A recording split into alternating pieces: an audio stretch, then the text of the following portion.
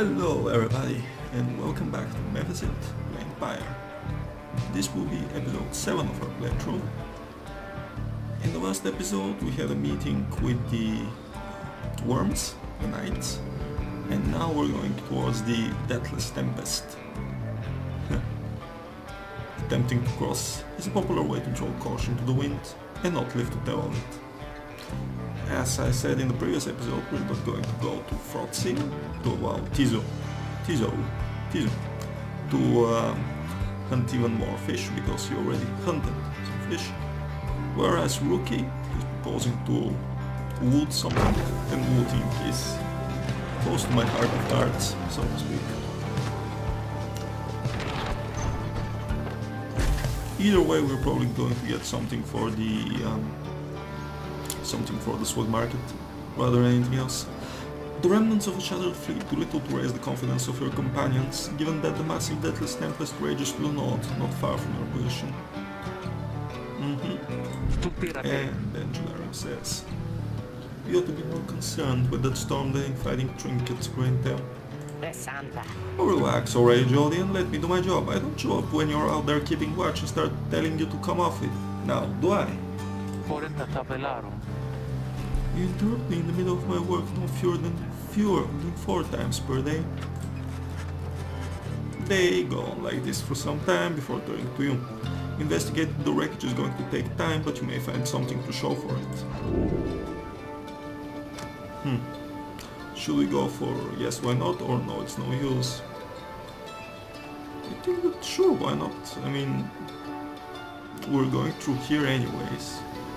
Why not scavenge a bit? It may well be worthwhile to continue searching through the wreckage after having come this far. Rookie grins wide. You'd say it my way, chum. Now let's see what we can get. And after an exhaustive search... sorry, chum, I think I was just chasing the refraction of the sun or something. There's nothing down there. Judarius fumes at all of this but says nothing. And she loses some hope. That was a huge waste of time. I think that Rookie was going to lose hope or something if we refused, though. I wonder if that was a random chance. You and your companions look upon the deathless tempest. The stars demand you sail beyond it, yet the very thought is beyond reason. Then something in the nearby water stirs, and from it springs something familiar. Okay, Sir Gilman. Is this going to be our next team member? Hold, good ladies and good sirs. This knight beseeches you to hear him if you please. What is it now, the rights are ended? We have no further need of you. Oh, but you do! And in turn, this knight has further need of you, good lady. Out with you then. Let us be joined! Let this knight join you, please! Comrades? Can you believe this, Hedwin? Not really, no. Nay, look ye not surprised. Your valor in the rights did stir this poor knight so. He swears to you upon his long-lost honor as a would-be knight-errant of the Sea Dominion that he shall serve you to the end. What about your other worm friends back there? The Pyre Hearts? They're base cowards! This knight can no longer abide such spineless characters, having witnessed through Goli in a clash upon the hulk of Oris, never before have been trounced so thoroughly. And furthermore, this knight shall hide your passage through the deathless tempest. Is it not so that you seek passage to the north? With this knight's aid, you shall achieve your wish.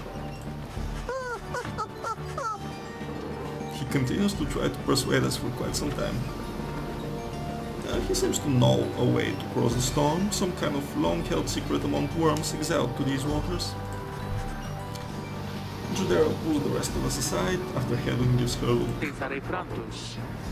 Are you most sure that Sandalwood would want this thing alone? Mostly sure. Sandalwood wants someone for each mask. And this one seems about as good as we're going to get. She glowers back at the worm, who tries his best to look presentable. Hedwin is more gracious. He tells Sir Gilman that if he promises to help across the deathless tempest, then he can come along. For now. Okay. This knight is overjoyed, and he hereby swears to see you past the storm. He's... the bushes at the heart. Oh, first, this knight requires your consent. Give unto this knight your blessing in the name of the Nightwings, and thus shall he go forth.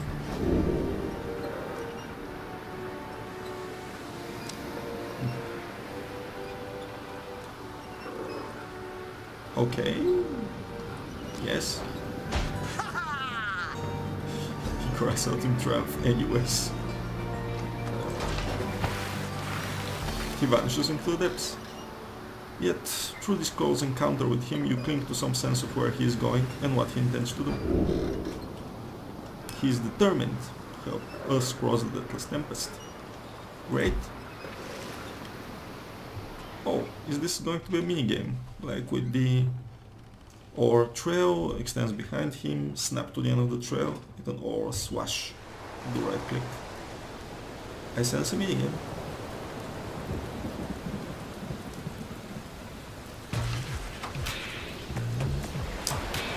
Determined to prove himself to us and the Nightwing, Sir Gilman emerges somewhere in the outer reaches of the Sea of Solace and calls out to us. Master Reader, if you can hear this knight, then he implores you now, lend him your guidance. The knight's objective ought not be far from east of here. Today we shall bring peace to the embroiled sea. Know, however, that among these knight's brethren, the actions we are about to take are highly forbidden. But they're highly just. Thus, Sir Gilman sets forth to quell the storm that rages to the north. Okay, we can traverse the rift. Interesting movement. We can also slither, which is a fast movement, but we do tend to skid around as we do that. We can jump, and we can slash like this. Nice. I suppose that swashing also eliminates Morris at the end of this.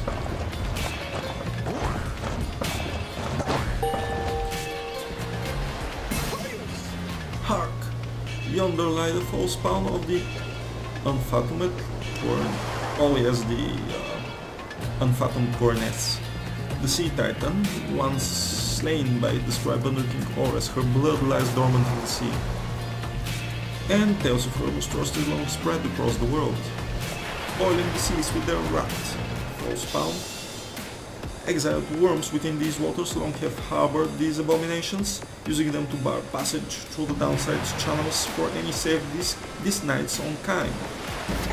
Begone now from here, fiends. This night shall finish what the Under King Horus started.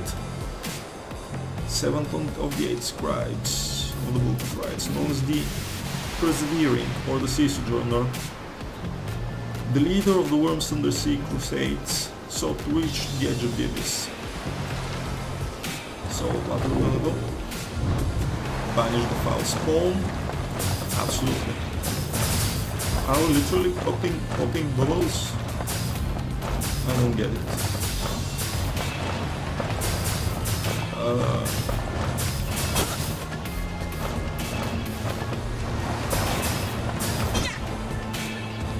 Are those the false spawn? The bubbles. Okay. Is it better tutorialization, by the way?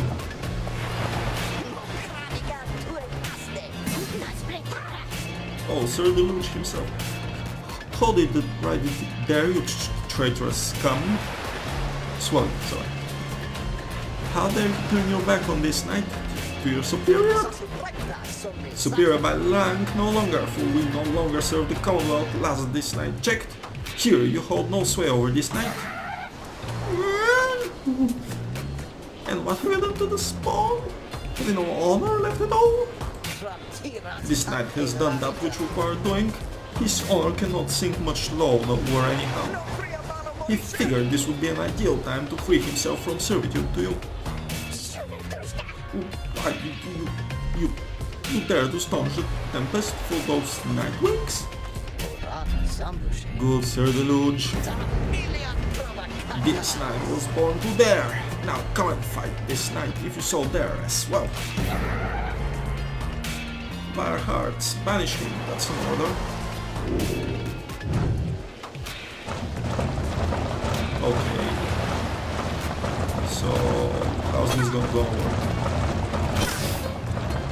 Like this. Interesting. But now, Sir Deluge, shall you not face this knight yourself and leave dirty work unto your charges? Fine, human. You want to stand your against your commander, then have it your way. Sir Marsh, Lady Seagrass, to be. Banish not this horrible troublemaker. Marsh and Seagrass, nothing interesting, just knights.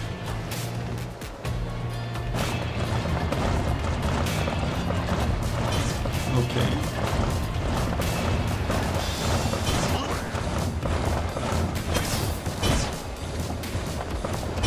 This is probably the Lujo over there. Okay, we banished him. You are master of this knight no longer, Sir Deluge. Thus shatter our fraternal bonds. This knight would say it was an honor serving you, Sir Deluge, but that would be a bold-faced lie, and yet another stain upon his blackened reputation. Till we meet again. Wait, you lowly traitor? This knight will have your head. Gilman! I didn't want to screech, but I imagined the Gilman being much more high-pitched than this. As the day wears on, there is still no sign of the Worm Knight. Your companions grow restless, but then... Hail! This knight returns with newfound tales to tell, and new scars to show for them. You didn't get hit once. He is sopping wet and visibly shaken. He struggles to maintain decorum. He is, in short, the very image of a Worm Knight. And, more importantly, that little tempest out no longer pose a threat for now. Behold! As if we killed the deathless tempest begin to simmer and subside.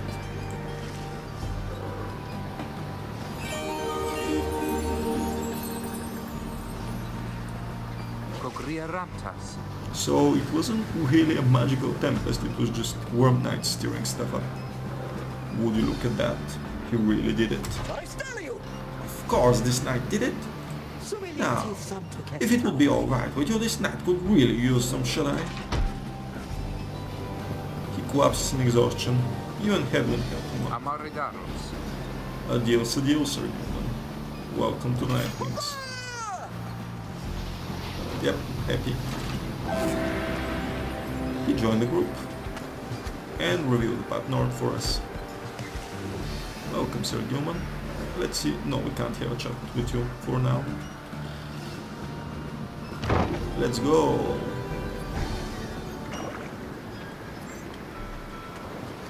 I wonder if he'll be staying. He'll probably be staying aboard. Nothing suggests that he is. I mean, he is amphibious, so there's no need for him to stay in the water, and it's probably going to be a bit of a struggle, anyways.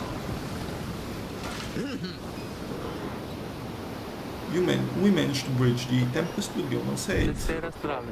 You were true to your word, Worm. I should give you that. But now what? You're stranded in this cursed storm.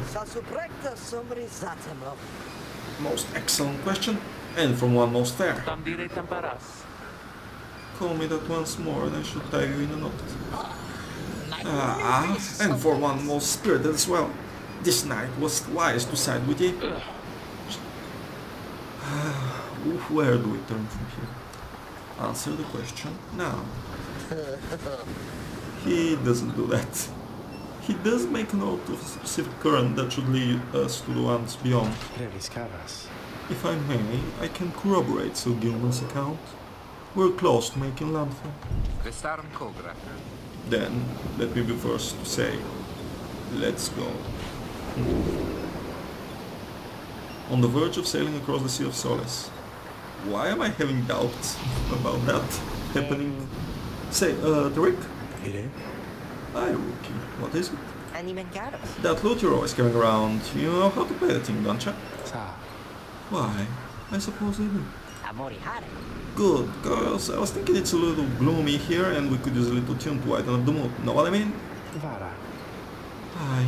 Then, let me see what I can do. And I'll probably be shooting up for a little while.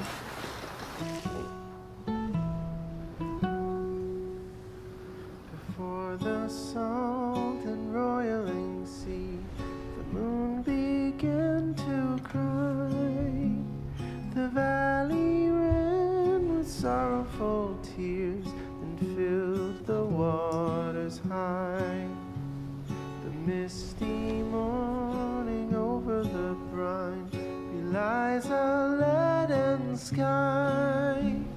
The stars all hide away from the chill until the evening rise. Darren Cobb, everyone. But, you know, let's move on. Just because. If you want to listen to this, it's on the soundtrack which is available on YouTube. So just go ahead. And besides, I feel like it's going to play as we travel.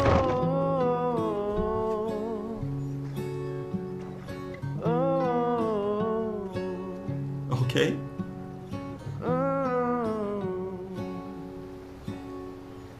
The place where Plurna scuttled her foe, the doomed ship still resides. The Titan met her end on its prow, forsaken by tides.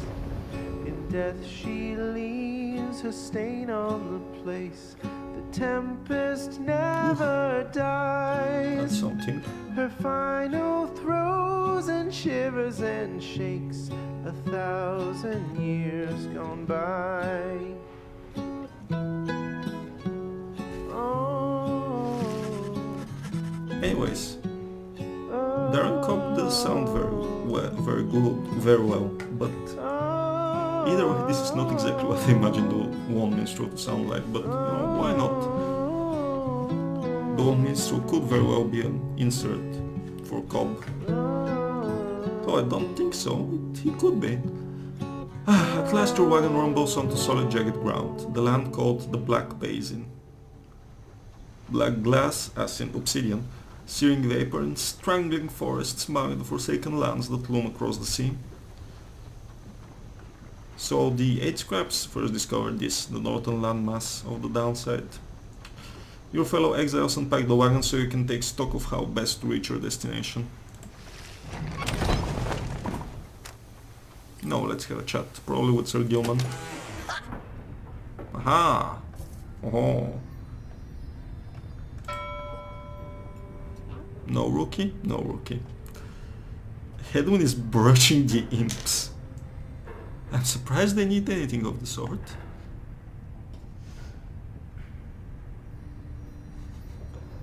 So this is official certification of knighthood for Sir Gilman. I absolutely love his crest.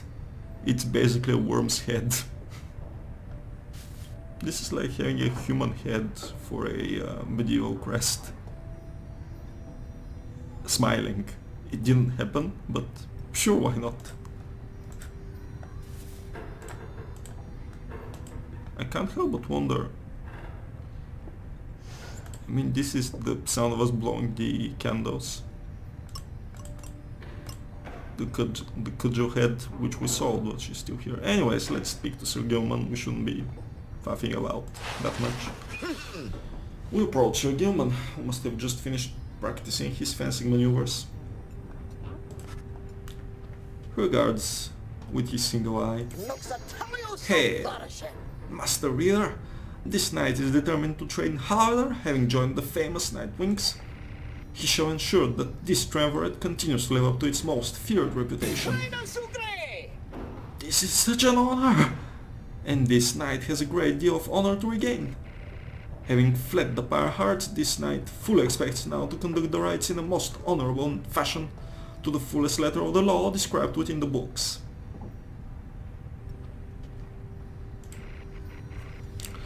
Some triumvirs this knight has met, and perchance mentioned by the name.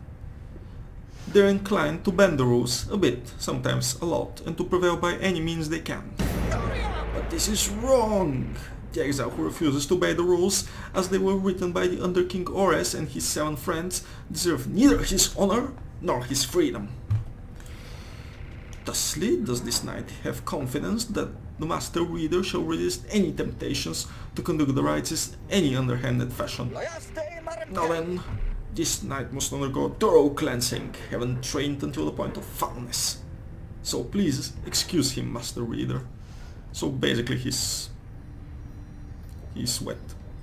sweaty. I mean, would a sea worm sweat in the first place? I don't think so, he's probably oily to the touch. He slithers off humming some sort of chivalrous tune. What's a chivalrous tune? That was all? Unfortunate.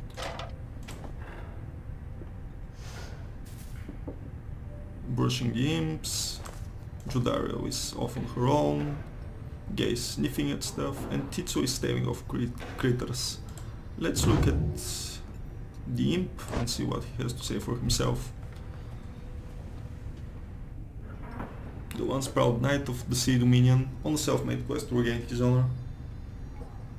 One of the outlandish worm knights of the Sea Dominion, he appears to have withstood many battles in the name of the Commonwealth, which employs many of his kind for its ongoing wars against the High Wing remnant. His exile seems to be self-imposed, though even he can only take so much abuse from his fellow knights. So it's a real war, not just some guerrilla action, though guerrilla war is still a war. The winged harps, the ancient enemies of the Commonwealth, they're as coarse as their feathers. They hold themselves superior. The Archjustice, Androbelis the Ninth.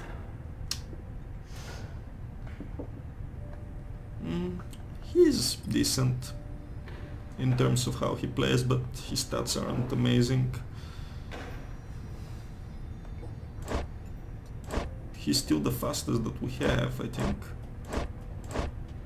Yep, definitely the fastest.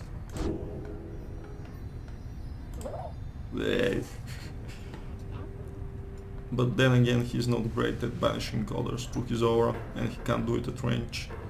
So I don't know, maybe he'll be good. Actually, which level was he? Not even level 2. Okay, good to know. Survey the surroundings. Oh no, wait.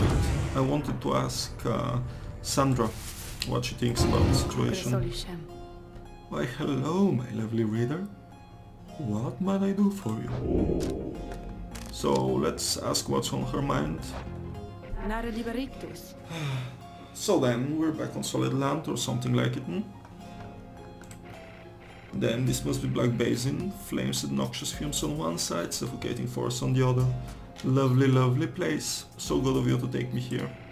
You truly would pursue those blasted stars until the farthest corners of this land, it seems.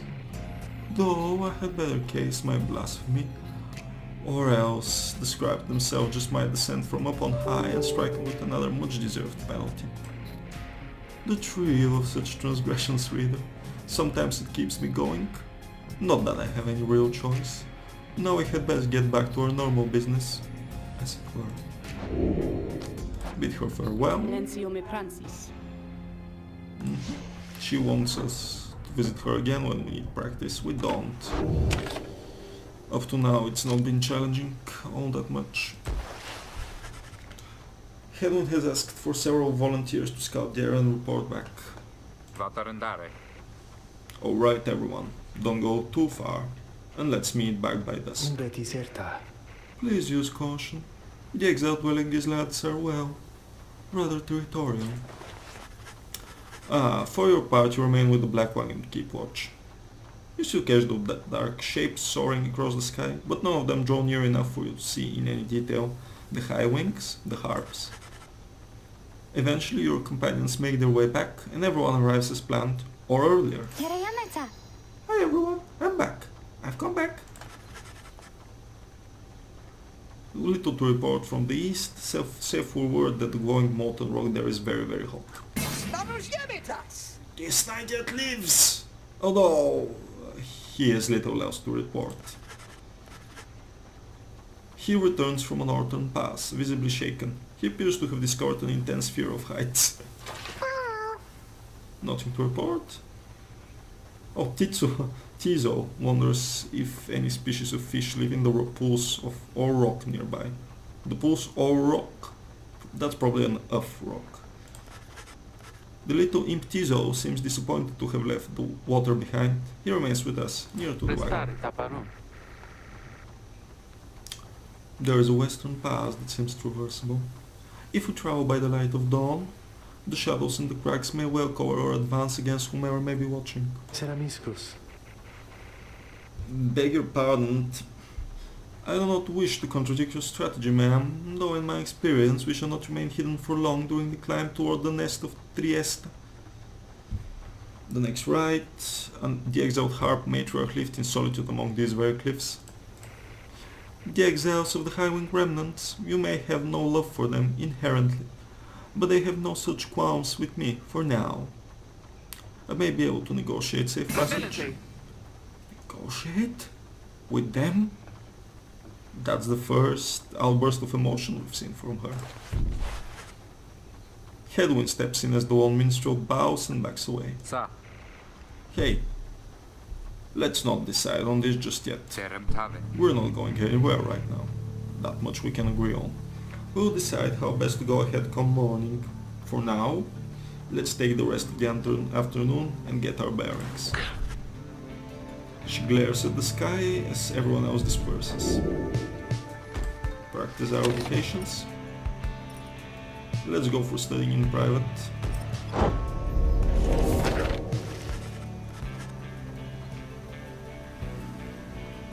We're poring over the Book of Rites. Reader's influence better.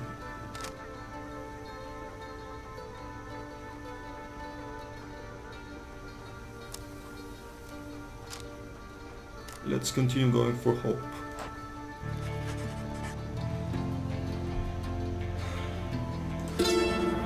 Inspiration comes. Spirit goes to hope total. Finish studying. See if we can talk to anyone. Probably not. No, we can't talk to anyone. Okay, just go on.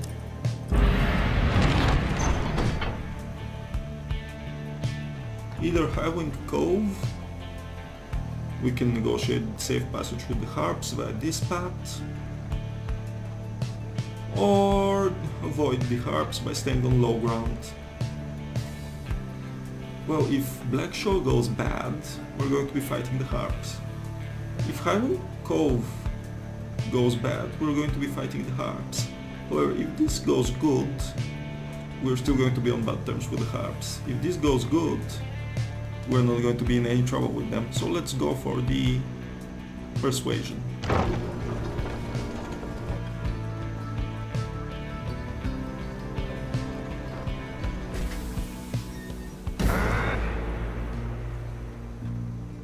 Okay, this is not persuasion, this is intimidation. Show yourselves, you frightened little birds. Winged shadows cross the sun all day long. We're being watched. She's very unhappy about it, though the long minstrel now attempts to calm her.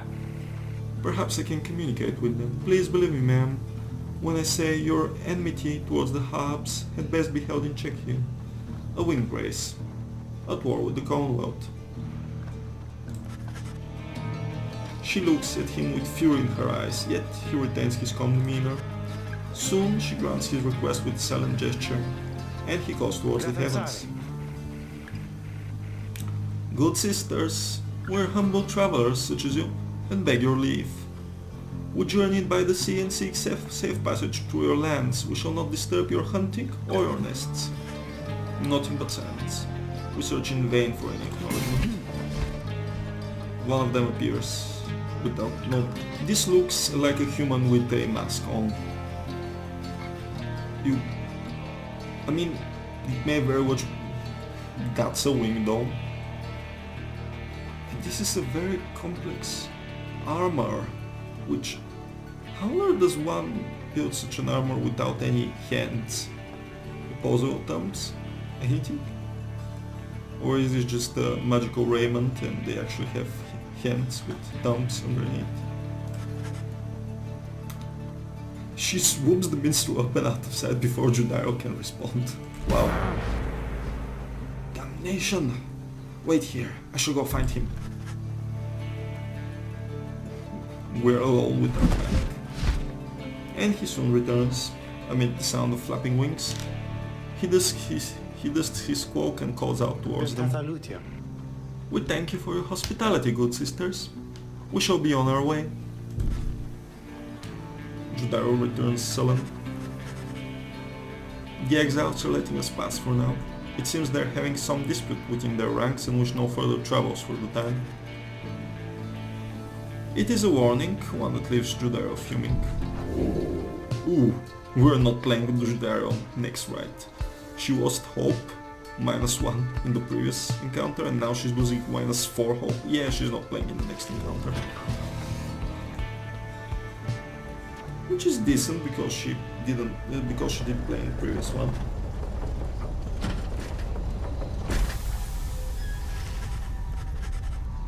At last you arrived at the nest of Trieste, where the next rite is soon to commence. You cannot shake the feeling that unseen eyes watched your wagon's ascent and remain watching now.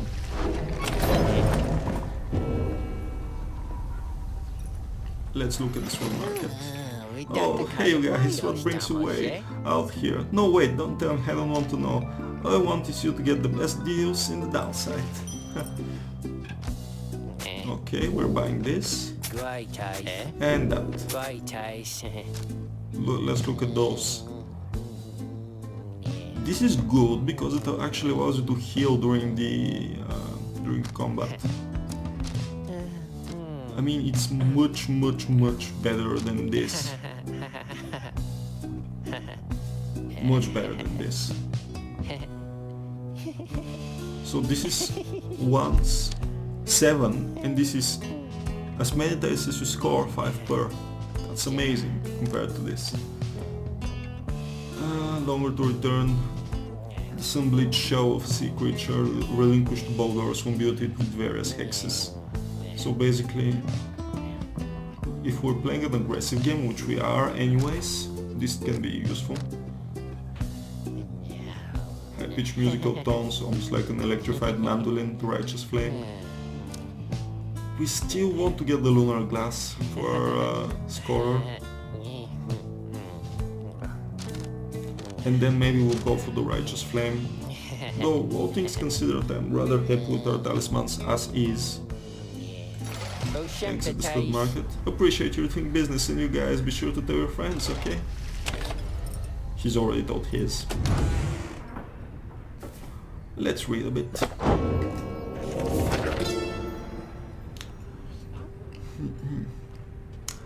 My emperor lay there, bleeding and alone, stranded in a bitter land beyond the river.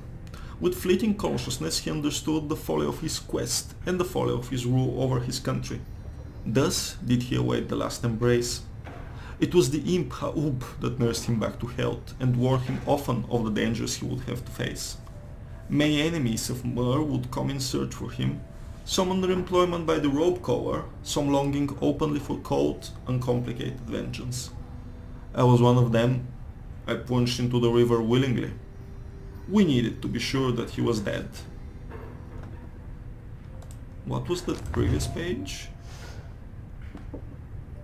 The river claimed him, but he was bleeding. You don't bleed when you drown. So do they mean the... Interesting. I suppose if it's a fast river you may get hit on some rocks in the rapids. Anyways, that would actually be all for today's episode. Yes, I'm trying to fight the constant overrunning. Thanks everyone being together with me. And see you all guys next time. Take care.